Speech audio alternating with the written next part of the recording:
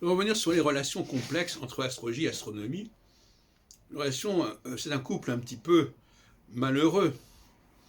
La présence des équinoxes est l'expression même de cette alliance un petit peu étrange entre astrologie et astronomie.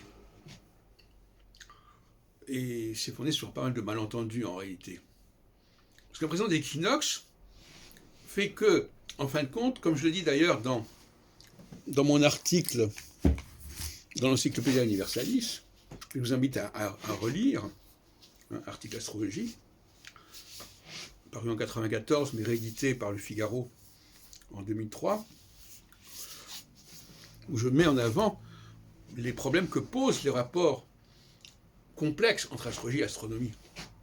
Parce que, pour les astronomes, la pression d'équinoxe n'a aucune importance, puisqu'ils ne sont pas dans l'interprétation des positions planétaires dans le zodiaque.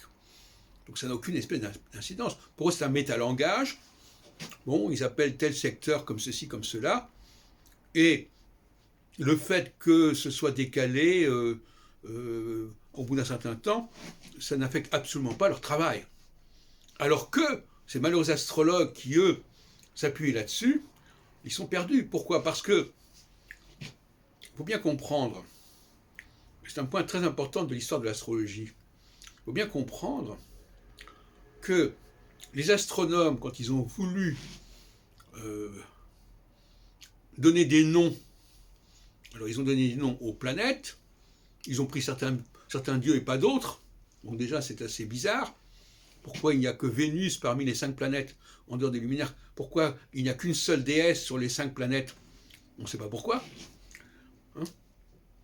Deuxièmement, ils ont emprunté l'iconographie des almanachs, des livres d'heures, les Trirégeurs de Berry.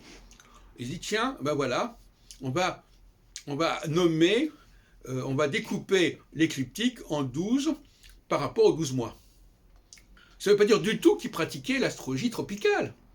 Non, mais simplement, ils ont emprunté cet élément-là. Il faut bien comprendre, et ça pour un historien des idées et des textes c'est très important, c'est pas parce qu'on emprunte un élément qu'on emprunte la totalité du système.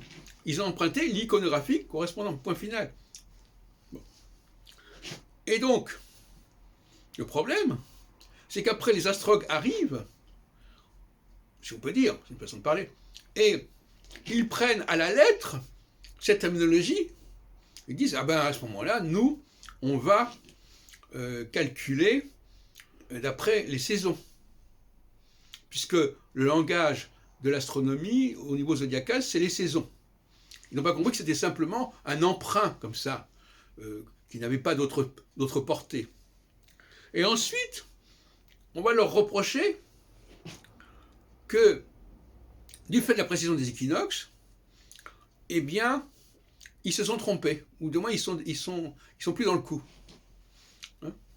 Puisque le bélier, le signe du bélier au niveau équinoxial ne correspond plus à la constellation du bélier, etc. etc. C'est un faux débat et c'est un mauvais procès. Le problème, c'est que cette astrologie articulée sur les équinoxes et solstices,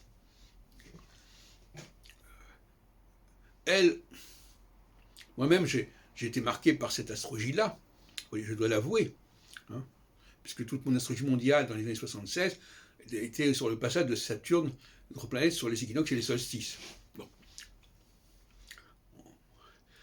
Voilà, donc ça c'était une époque. Mais on s'aperçoit qu'aujourd'hui que c'est les aspects qui comptent.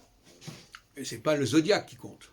Et c'est les aspects entre planètes et étoiles, et pas le passage d'une planète sur un signe zodiacal, ou de passage sur la ligne équinoxiale ou solsticiale. Bon, ça c'est quelque chose qui, à mon avis, appartient au passé.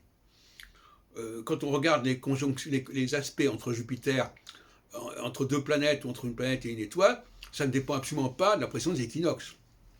Mais ça ne dépend pas non plus de la symbolique zodiacale. Il faut dissocier un certain nombre de problèmes comme cela.